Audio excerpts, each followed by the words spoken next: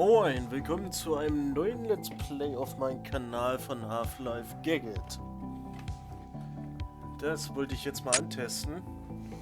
Ist leider auf Englisch, aber mal gucken, wie ich das so hinbekomme. So, machen wir mal Schwierigkeit. Was? Select a level of difficulty or the symmetry, then click play. Commentary, ja. Machen wir das Commentary. Und schau mal. Wie schwierig das wird. Future Games Select Presents. Also ist es nicht von Wolf. Cayle George's Game. Hey, and welcome to a Cayle George game. Future Games Select game. I think there's some comedy in working on a project in tech that's almost 20 years old. And perhaps there's a subtext working for a tech like this, which would maybe read something like, simple problems with overly complicated solutions. But you know, I love it. Old school stuff like this is awesome. It's so fun to work in tech like this. Something elegant about making games in these older BSP-based editors. Sometimes creating the simplest things in these old engines is just so involved and so... Options, audio.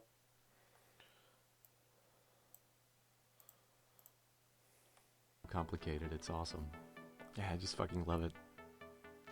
This intro here was conceived pretty much to set the mood and set the tone for the game. I wanted to give the player the slightest semblance of a background story, or perhaps lack thereof, before we throw them right into the prison cell. And I think there's something nice about starting the game off kind of mellow and on an even keel.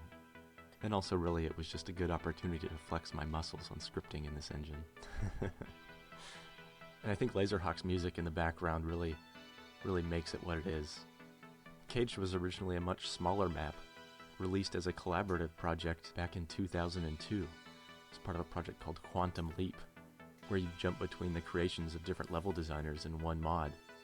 And I always wanted to polish it a little bit more, do something a little more in-depth with it. And so here we are 15 years later, working in dead tech, and this is what it's become.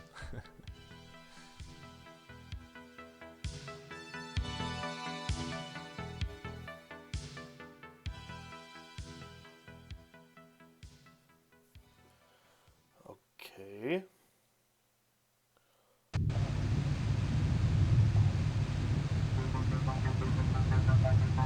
Auf jeden Fall geile Mucke. Will we ever make it out of here? I'm not certain. No! I don't want to die! Arr! Die sind jetzt wieder ein bisschen laut. Machen wir wieder ein bisschen leiser. Arr! Da kannst du einfach durchlaufen.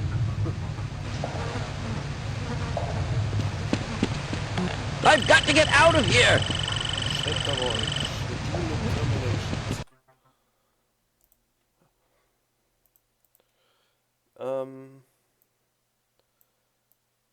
Game Sounds ein bisschen runter. Hello there. Ja, hello. You smell what I smell? I hope that odor isn't coming from you.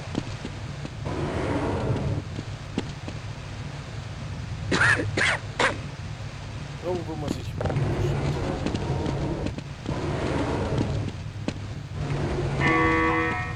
All scheduled terminations will take place at 00:00 hours.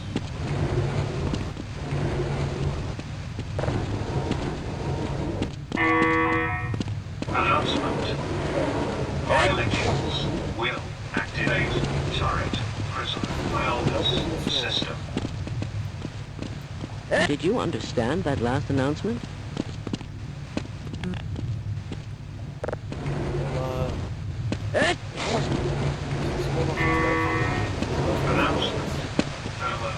My God, what are you doing? Result in complementary vaporization. I certainly hope you know what you're doing.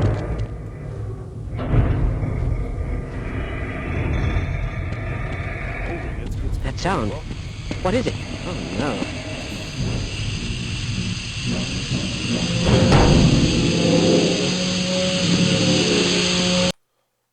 Warum sind die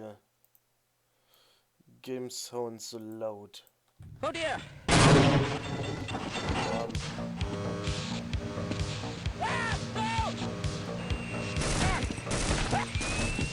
So, die werden jetzt erschossen.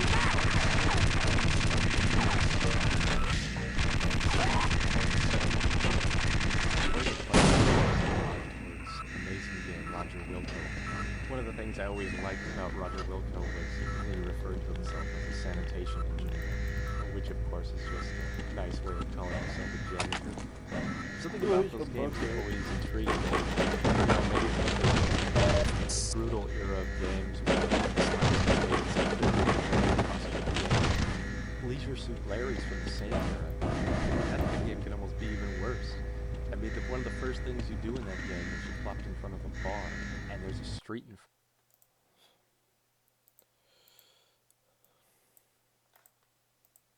front of you, and you try and walk in the street, and bam, game over. Why would you walk in the street? A car hits you and runs you down. And all those games were trial and error. Everything was out to kill you, ruin your fun. Unauthorized personnel detected in cell block E, subsection 3. Turret wellness system will activate in. Das war so ein schön Pümpel hier. Aua.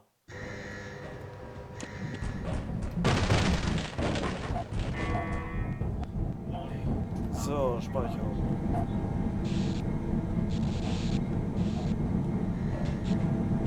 So,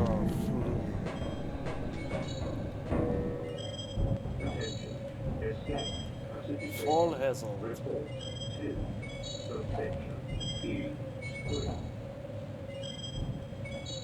Ich gehe mal von aus, dass ich hier rein muss. Nicht auf die andere Seite. Hier ist auch eine Leiter.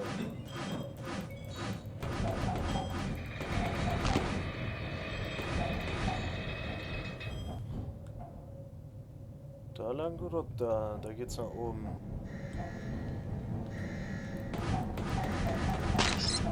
Ratten töten. Gut, da komme ich nicht hoch. Hier komme ich raus und Conform Spaced.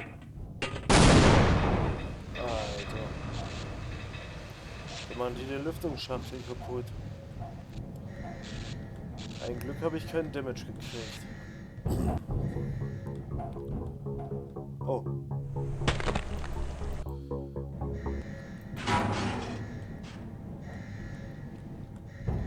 So, speichern. Ja, geht das schon wieder los. Wie in Half-Life 1.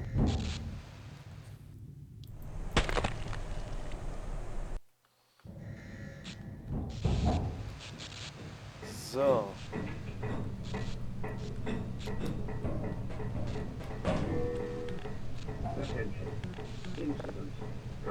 One of my favorite movies of all time is Escape from Alcatraz. And one of the best scenes in that movie is when they finally escape.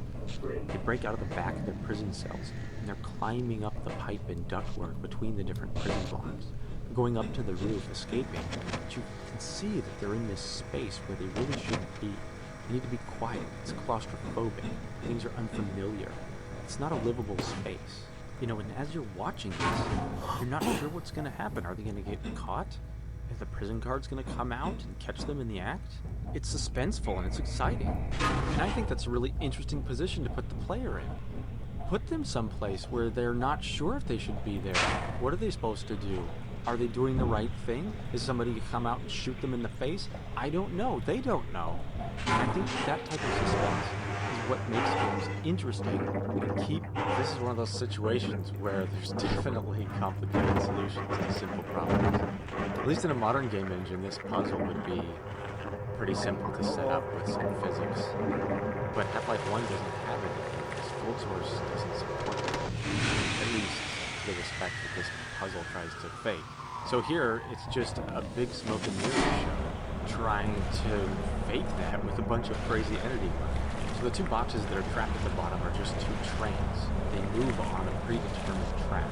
Now the funny part about how this grate works in releasing the boxes, the behind the scenes hidden in the wall, there's a laser beam. And this laser beam is shooting into a brick. And on the other side of the brick is a target.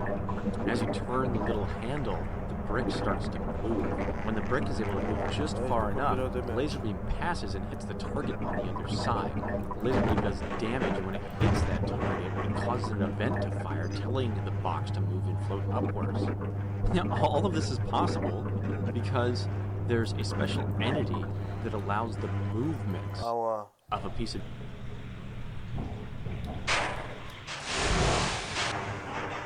So, ich muss bestimmt hier erstmal was machen. Nein, lass mich mal in der Luft. Luft! Machen wir den hier nochmal an. This is one of those situations where there's definitely complicated solutions to simple problems. At least in a modern game engine, this puzzle would be pretty simple to set up with some physics. But Half-Life 1 doesn't have any physics. Gold Source doesn't support that. At least to the respect that this puzzle tries to fake. So here, it's just a big smoke and mirrors show, trying to fake that with a bunch of crazy entity work. So the two boxes that are trapped at the bottom are just two trains. They move on a predetermined track. Now the funny part about how this grate works in releasing the boxes, the behind the scenes hidden in the wall, there's a laser beam. And this laser beam is shooting into a brick. On the other side of the brick is a target. As you turn the little handle, the brick starts to move. When the brick is able to move just far enough, the laser beam passes and hits the target on the other side. The laser beam does damage. When it hits that target, it causes an event to fire, telling the box to move and float upwards. Now, all of this is possible because there's a special entity that allows the movement of a piece of geometry to be tied in to relationship to a turning handle. And it lets this block move in conjunction with that. And so simply by adjusting the relationship of that laser beam target to this moving block, we can time it so that an event will fire the moment that block moves out of the way at a very specific time. And in this case, causing the buoyant boxes, that are trains tied to these tracks, then fired to move. Now, disregarding the complicated... Ja gut, damit bist du jetzt auch ausgegangen.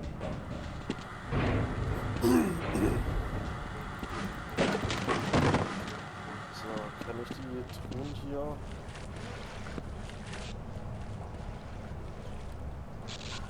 So. Kann ich hier auch landen, oder? Ah.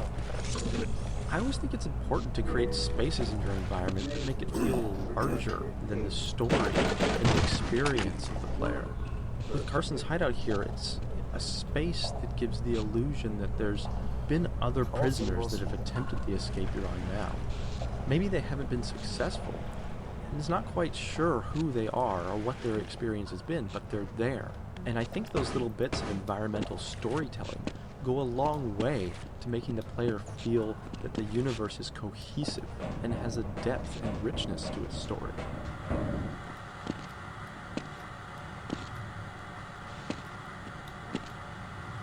So, that jump is the way to go. Chapter 2, Toward Unworlds.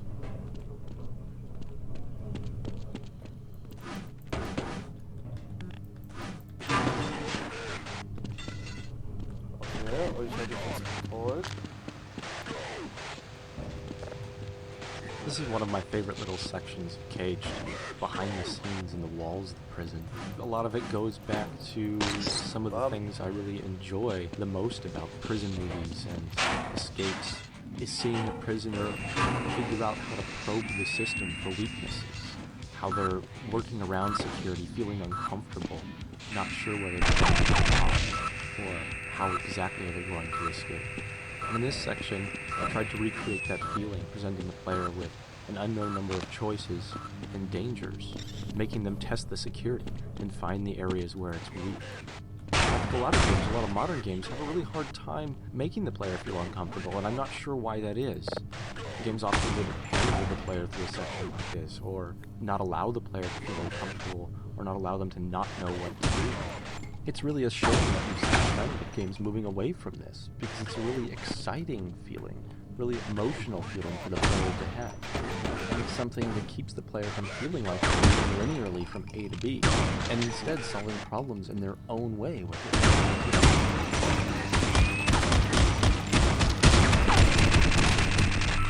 Kann ich ja nicht mal ausschalten.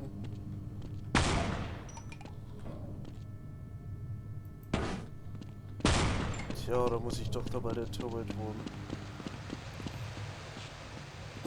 Ein Weg ist Militär.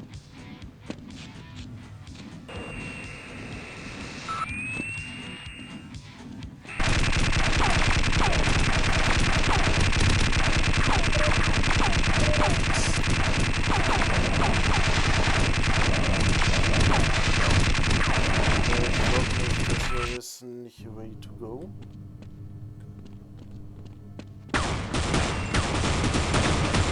Das ja auch. Die ballern mich auf beiden Seiten zu Klump. Die eine Seite die Turret, die andere das Militär. Oder finde ich hier noch irgendwo eine Waffe oder so? Hier war ja auch nichts.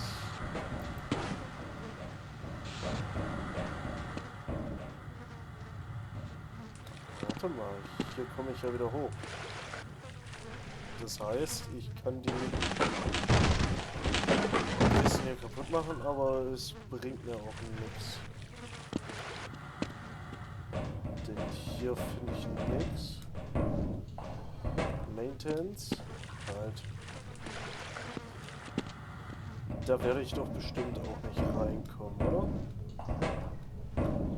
Da Jump. Nee, du bist zu. Da komme ich auch nicht mehr rein. Da auch nicht. Hier auch nicht. Da Jump. Dann habe ich hier bestimmt doch noch was übersehen.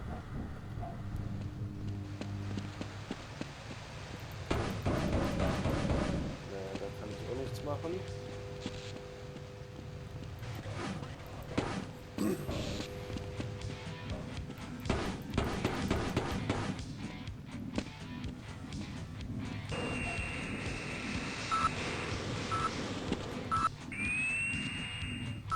So, speichern wir mal.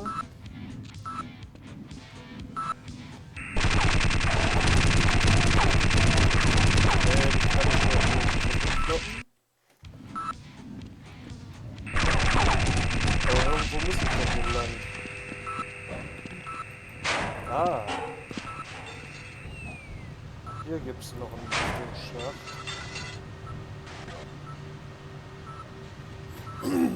Ah, so. Aber hier ist auch noch eine Turret. Turret disarmed.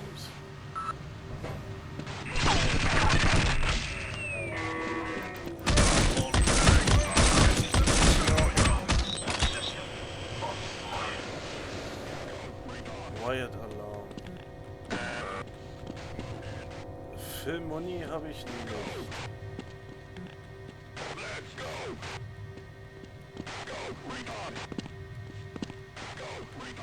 Ich muss dann, glaube ich...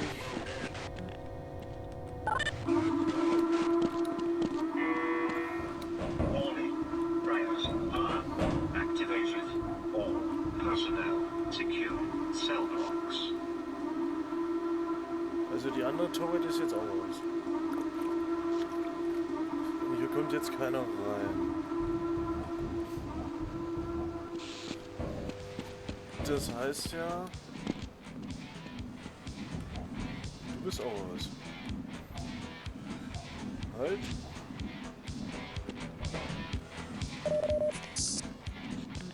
Keep watch. Twist. So, machen wir dich mal hier wieder durch. Auch nicht.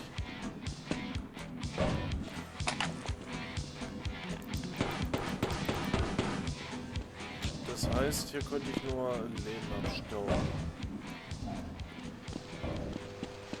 Heißt, ich muss jetzt hier bei den anderen weiter.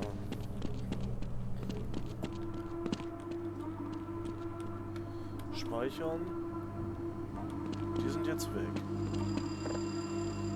There's a great little trick here with all the weapons hanging on the wall.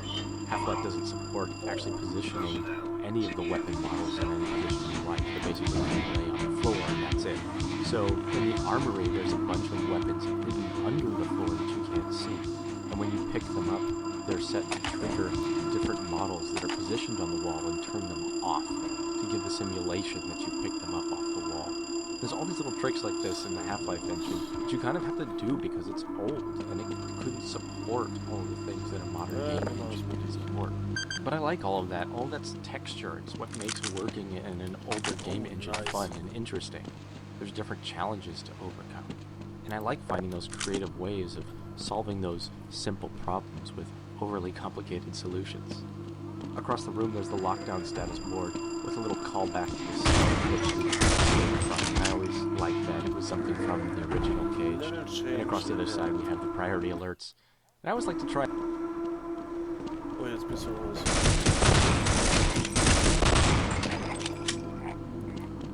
Ah, ja, die spawnt auch sofort. Das ist auch schön.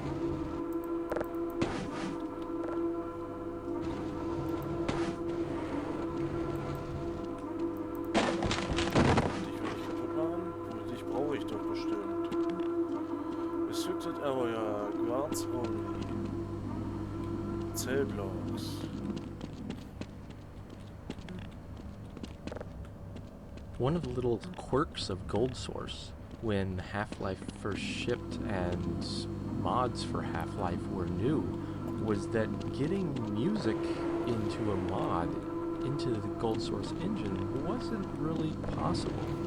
The music for Half-Life shipped on the disc. It was on the CD. And as you play the game, the disc would be spun up and the game would fire off to play some music and it would pick a track from the CD. It was a dual burnt CD. It had music on one half and data on the other. So if you wanted to have high quality music, you couldn't put an MP3 on there. MP3s were new. Napster was a thing. Like they were a new thing in the world of technology and consumers. So if you wanted to have music in your Half-Life level, you put it in a wave, and it was compressed down to 8-bit mono. It sounded absolutely terrible. Now because Half-Life played the music, what CD was in the drive, it would just play a track from whatever disc happened to be in there. And a year or so after it shipped, I got an email. He loved the giant smashed gingerbread men, but he was even more. The game featured a soundtrack to AC/DC. Isn't it amazing that AC/DC is his favorite band too? Wow.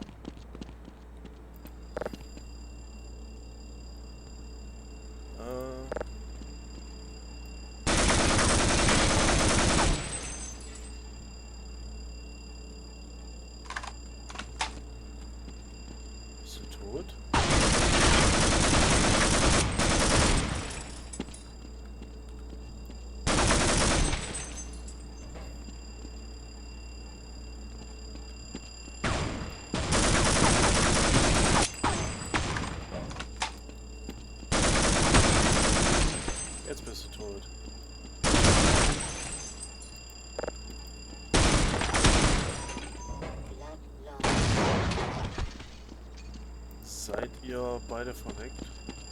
Jo.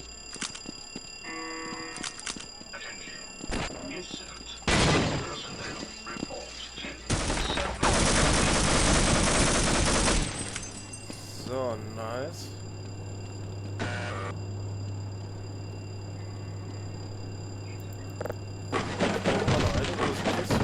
Reinzukommen.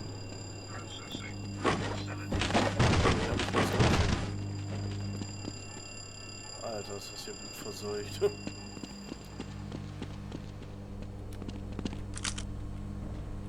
So, First Aid. Information Dispensary. Oh. Krieg ich diesen Bogen?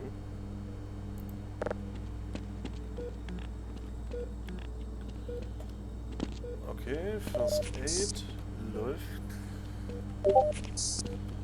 Zack.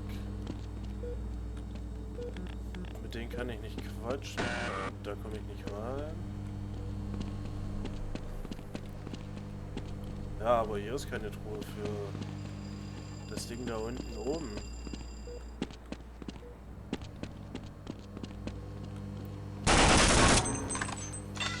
Caution.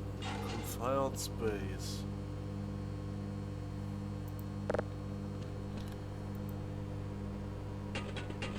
Passiert was, wenn ich das mache? Nee, nicht wirklich.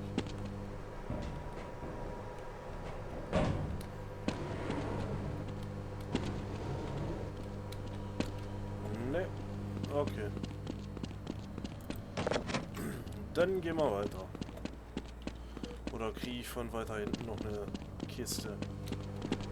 Eine größere. Nee, dich kriege ich ja nicht mal auf.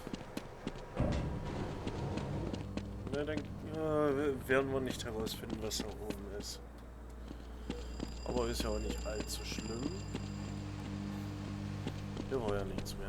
Ne, da war ja nur die Doktorstation. Das. Habe ich die früher probiert? Ja, zu.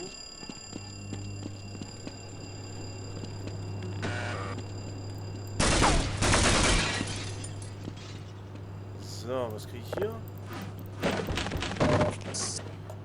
Health.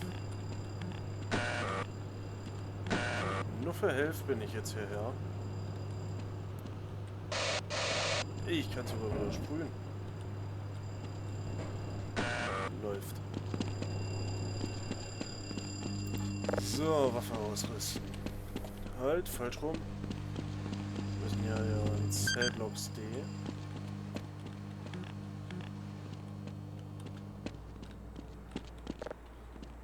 I really do think that playing with expectations is one of the best ways to make games interesting.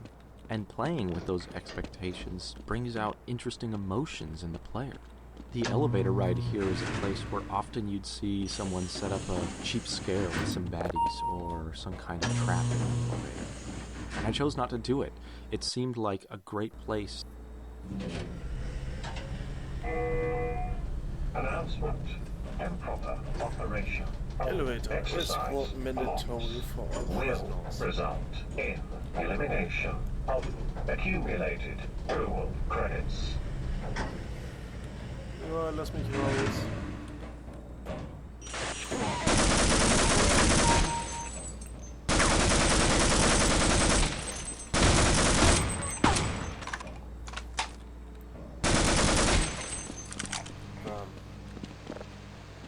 I love fucking detailing spaces like this. You have so many opportunities in the ceilings to create a story and make the environment feel bigger than it actually is. You'll see a lot of spaces where people just kind of cap off the top of a room and move on in the way that they've detailed an area.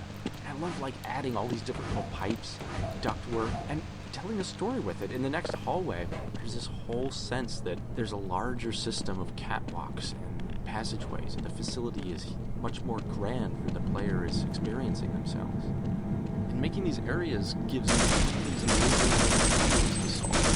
The light streaming is a complete hack. It's like the biggest fucking hack in the universe. There's actually no light, of course, on the other side of the windows. And the windows are just illuminated by unmissing panels of geometry hanging in the ratio are separate. And the reflection of light on the opposite side of the wall isn't even run by the lighting pass in the engine. It's a separate sheet of power. Give the illusion of the light. I love figuring out all the different ways to make those things come to life. And that's what makes spaces like this so exciting to work on. You can create a living world that the player can pass through. Jetzt haben die erstmal für die Insassen gekillt. Nicht für die Waffe.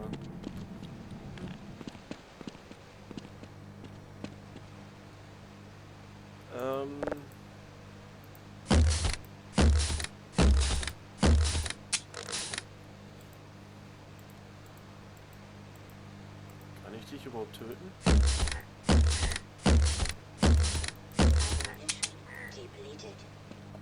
Muni verschossen. Why are you leaving me here? Schau.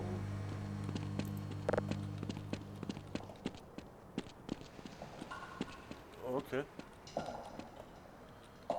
Seife. Mit einem Band. Hier habe ich eine Kiste. Cellblock Fitness.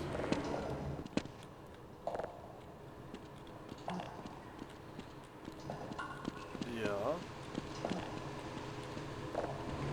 Hier habe ich eine kleine Kiste. Jo.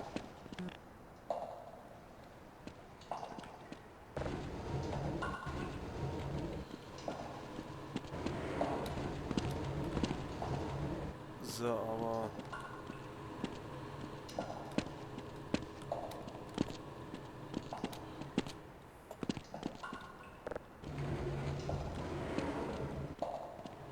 Wenn ich das jetzt so hier mache...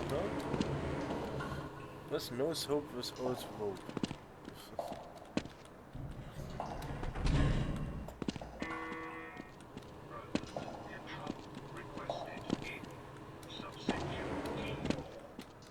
Oder soll ich jetzt von hier aus die Kiste da mit zu dem anderen Ding nehmen? Nee, ich bin ja schon vorher schon gefahren. Ne, da komme ich glaube ich nicht hoch. Okay. Oder gab es hier noch irgendwo einen anderen Eingang? Da oben? Nee. Oder nee, ist doch viel zu hoch.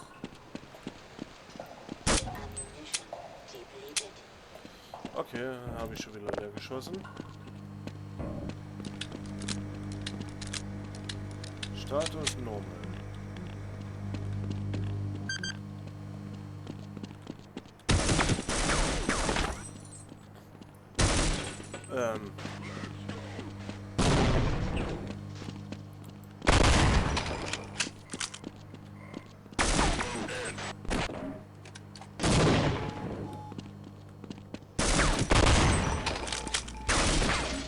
Aua.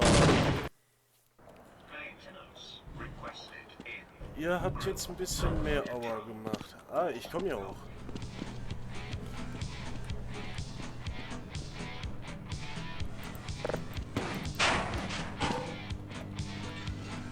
Hier brauche ich jetzt bloß wieder eine Kiste. Ja. Noch ein Kumpel.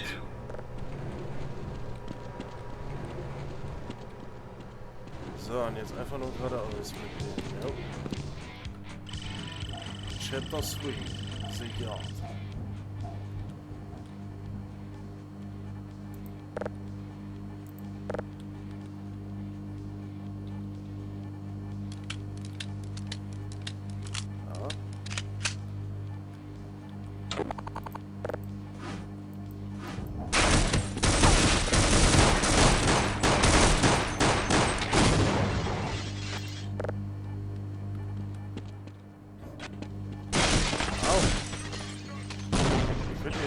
Durchschießen.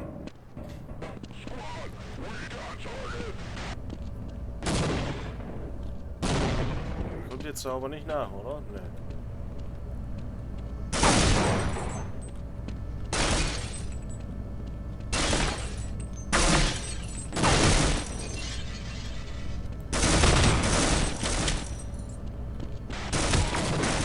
Aua.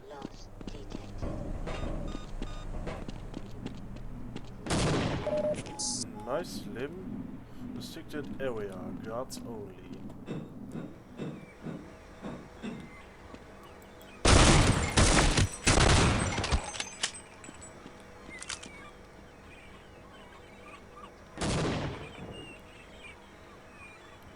Nee, du bist alle.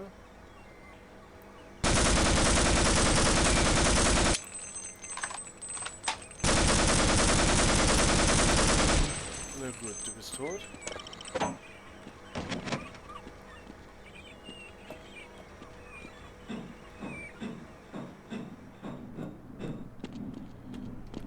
speichere jetzt, auch wenn es 100 Pro ein Fehler ist.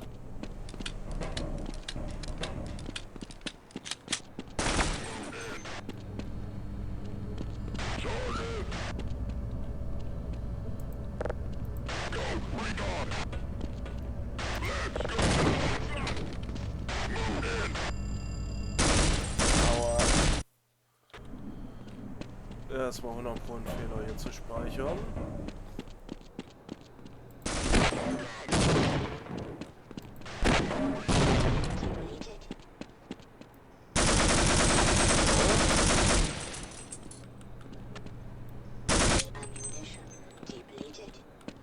Ich habe keine Muni mehr.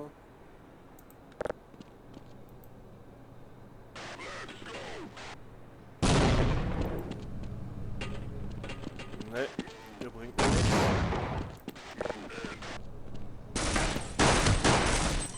Aua. Nehmen wir mal die Pistole.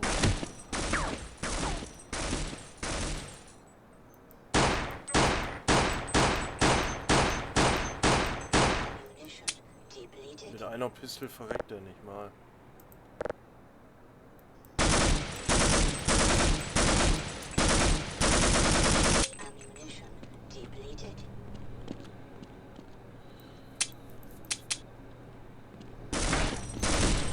Aua, die schießen mich über den Haufen.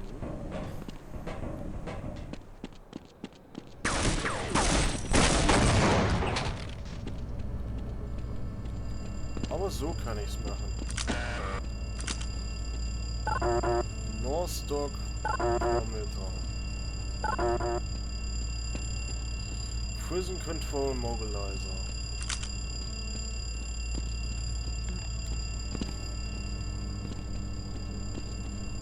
Tower 1. Nice, live. So, zum anderen Tower.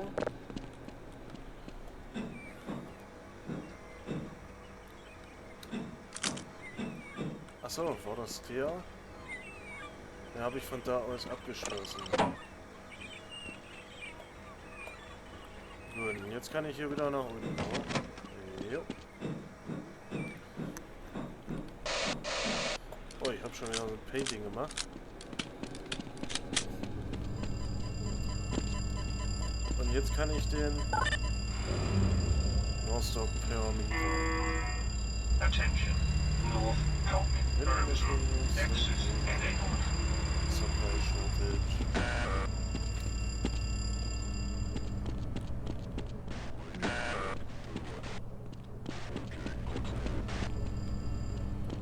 Wo kamst du jetzt her? Sind die jetzt hier über mir? Oder wo sind die Guards jetzt?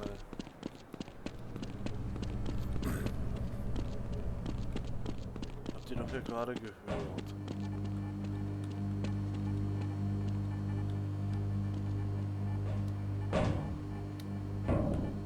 Ne, hier komme ich jetzt zumindest nicht raus. Da muss ich da durch.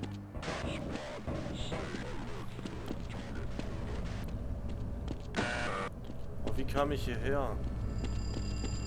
Warte mal, über einen Schacht. Und der Schacht war hier oben. Okay.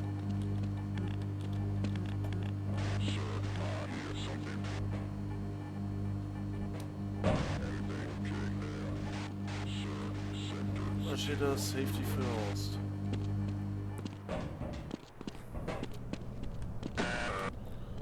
Da komme ich nicht durch. Den Knopf habe ich gedrückt.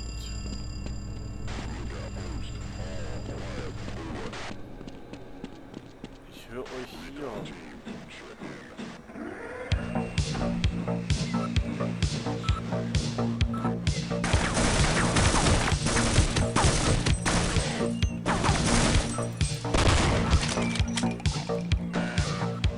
Ach, hier kam jetzt einer raus.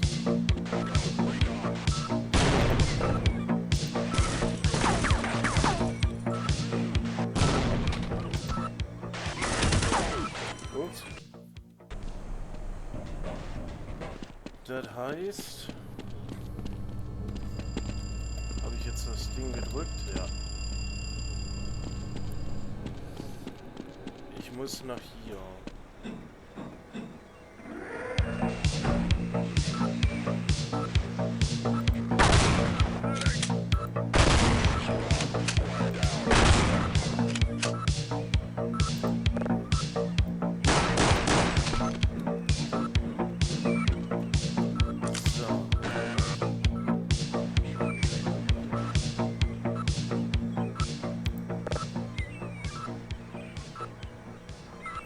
Bomben.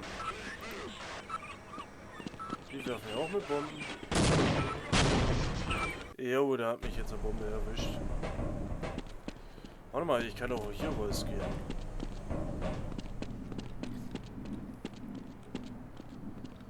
Da ist jetzt nur die Secure Door.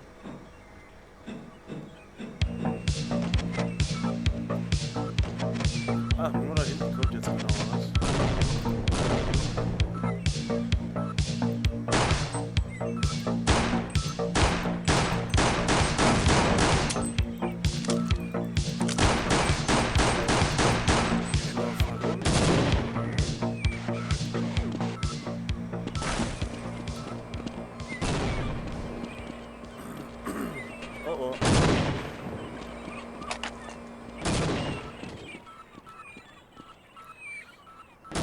Ich werfe mit Bomben zurück.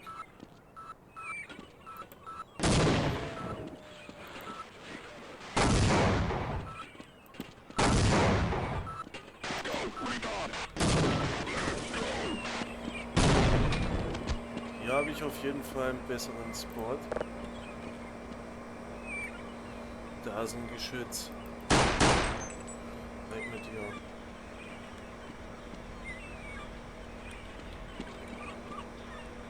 Okay, habe ich die alle? Ja.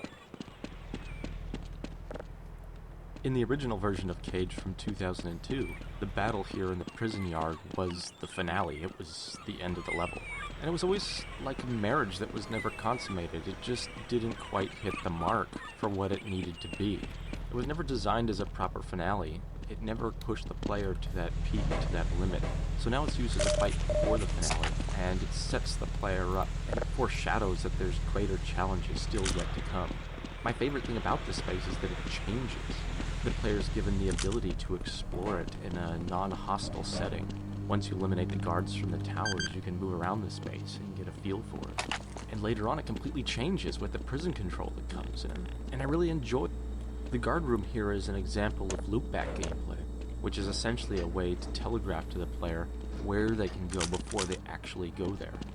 And it's also a way to give the player tools to orient themselves in the universe in which they're playing. So here the player can see into the guard booths, into some of the areas they're going to get access to once they find their way through the shower room. And if they happen to go through the shower room before they actually enter this space, they can see an area which they didn't yet encounter. And later on from the guard towers, they can come back into this space to have an additional experience. And I've always felt this is one of the best items in a designer's toolbox. One of the crucial things about it is it helps give the player that feeling that they're not on a rail and that their destiny is in their own hands. There's like this magical point in first-person shooters and games that require some amount of puzzle work and critical thinking, where when the player solves a puzzle or gets from A to B or meets a challenge, they feel like they got themselves there. They were the ones that figured out how to get through that challenge, and they feel a sense of excitement and ownership over that solution, when really in reality there was only one solution to begin with. And the loopback, which shows the player the breadth of their options and what their experience could or might be, is a critical way to create that experience for the player. Oh, die kann ich leider nicht kaputt machen.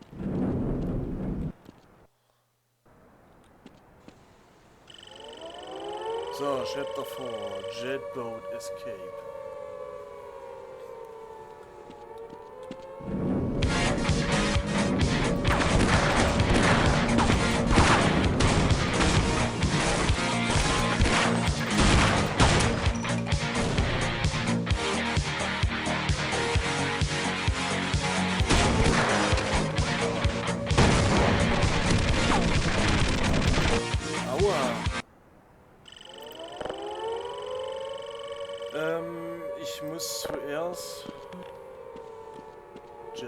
Escape.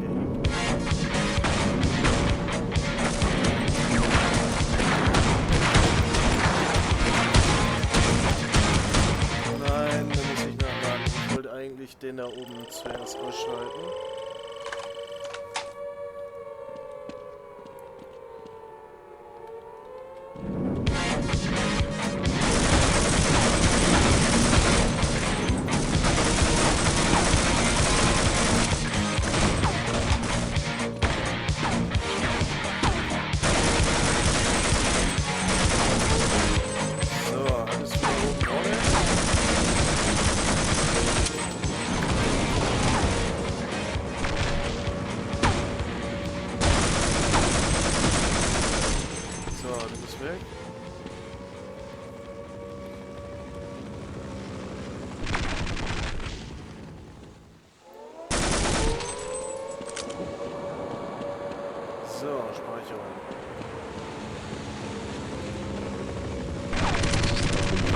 Doors open here. Ich muss auf jeden Fall den vorbeilassen.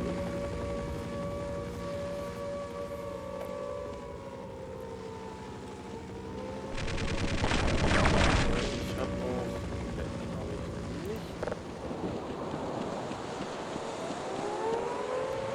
I just love the music when the door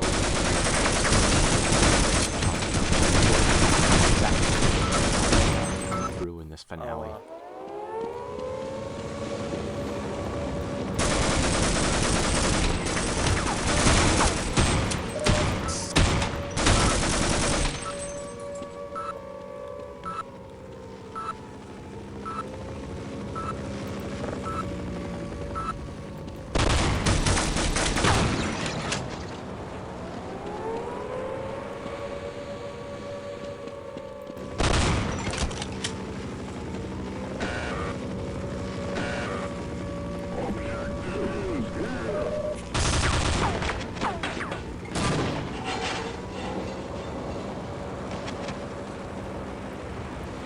So, kommst du her?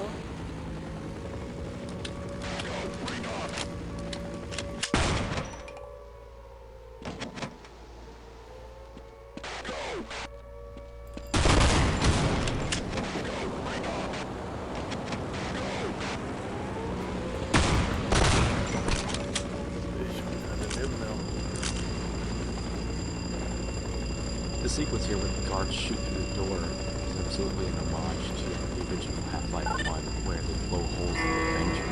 I remember when I first saw that, just gushing over it with my drone, and telling how awesome it was when they shoot the holes through the vents and it comes crashing down and the lights streaming through and holy shit. It's like at the time, that effect was just fucking mind-blowing.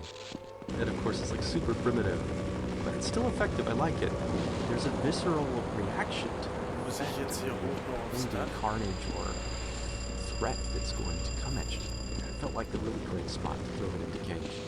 In this control room, there used to be a number of pickups for ammunition for the rocket launcher, and in testing we found that players can...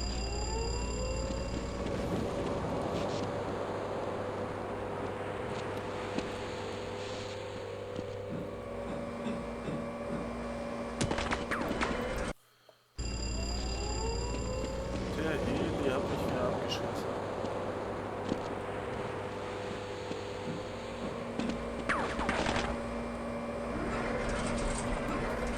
There's this term you just throw around on a lot of projects, which is the Swiss cheese effect in player games. It's kind of like a situation going on. It's just too much. The player can't handle everything that's being thrown at them. There's no points of danger. Visual fidelity of what the player sees is just Swiss cheese. They're playing whack-a-mole with threats. And that's what was originally going on with this ending fight and coming up to the jet boat. Originally, there were way more enemies here.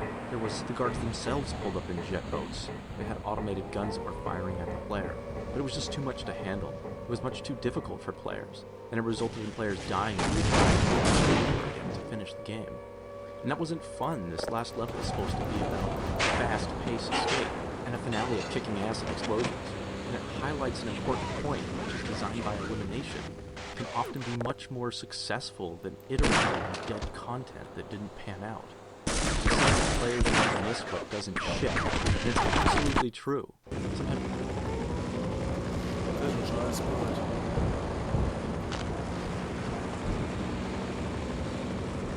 Das ist ein Mistbrot.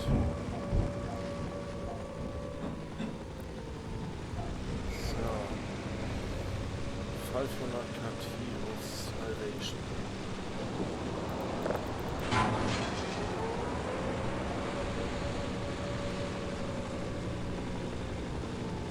Ach.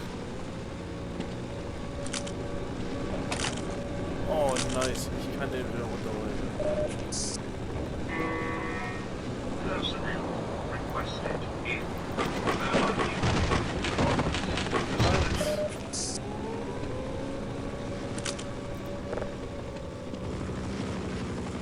So, speichern. Da unten ist, glaube ich, jetzt mal.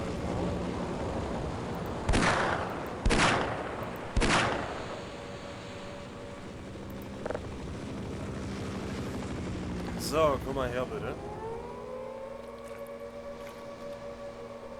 Mal speichern.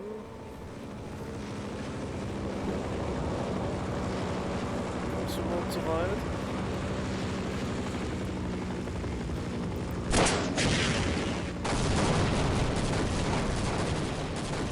Ein Hit. Und er ist weg. Nice.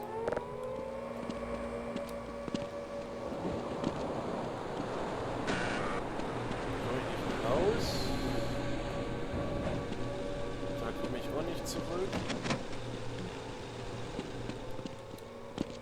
Heißt, dich hier wieder runter.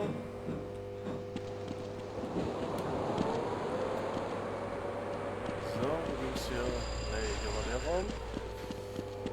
Das heißt hier runter. Was ist denn jetzt hier explodiert?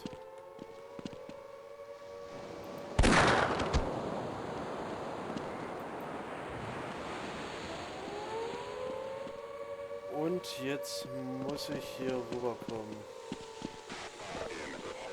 I just love the music when the doors open here. It just makes you feel like you can just charge out, guns blazing. It's exactly the feeling that I wanted to have come through in this finale. The helicopter coming by, keeping the pressure on the planet the whole time. Feeling like you can't stop. I often associate different music with the different projects I worked on. It's interesting, the first game I worked on, Men of Valor, I always start thinking about German techno, because I was really into industrial music at the time. And for Team Fortress 2, working on Hightower, I think the whole time I listened to Depeche Mode. So every time I hear one of their songs, I always think about developing that map.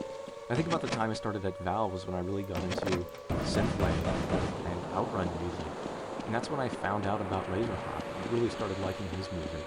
I think I bought a couple of his first albums. And I just thought he was great, along with a bunch of the other artists in that genre. I recorded some of Lazerhawk's stuff to a cassette tape, because that's all I had in my Volvo. And I'd make these trips, driving from Seattle to Portland, to go play pinball tournaments. And I'd listen to his music the whole way down there. And one day out of the blue, I got this email from some guy named Garrett Hayes. And as I'm reading it, he says, "Hey, I'm looking through my receipts for my Lazerhawk purchases, and I saw your name on there. Are you Cayle George, like the one who plays a bunch of pinball? I'm really into pinball, and I've seen all your videos." And it turns out that Lazerhawk was a pinball fan, and I'm a pinball fan, and we both play competitive pinball, and we never knew it. And as we got to talking, he's telling me he's my fan, and I'm telling him I'm his fan. And we've been friends ever since. Also wenn ich hier hingehe, brauche ich den Raketenwerfer.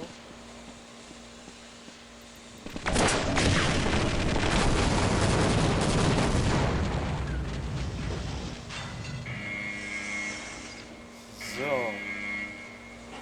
Sonst verrenke ich hier wieder. Warning. Escape imminent. Final countermeasure activated. Prison thermonuclear auto instruction engaged. Detonation will commence in 10 seconds. 9, 8, 7, 6, 5, Ja.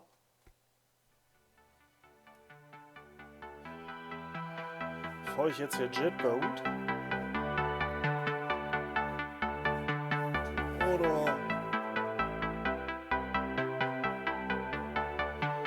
Oder habe ich es geschafft?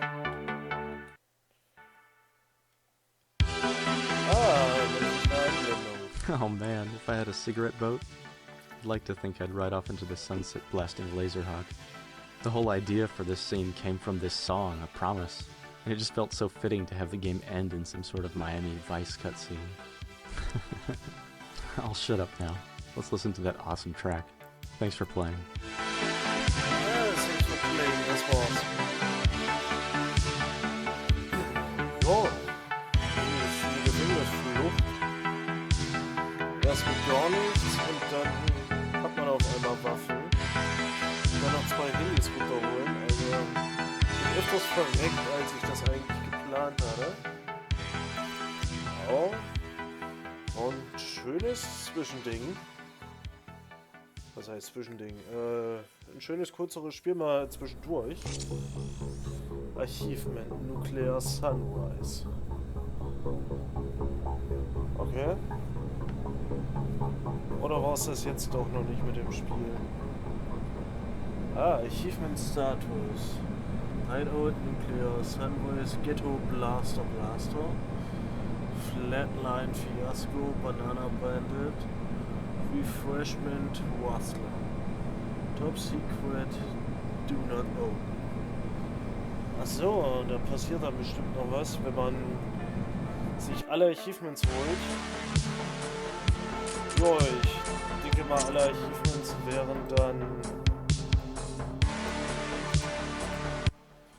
wären dann bestimmt die ganzen Ghetto-Blaster zerstören. Refreshment Rustler, keine Ahnung. Bananen klauen. Und Flatline Fiasco, keine Ahnung.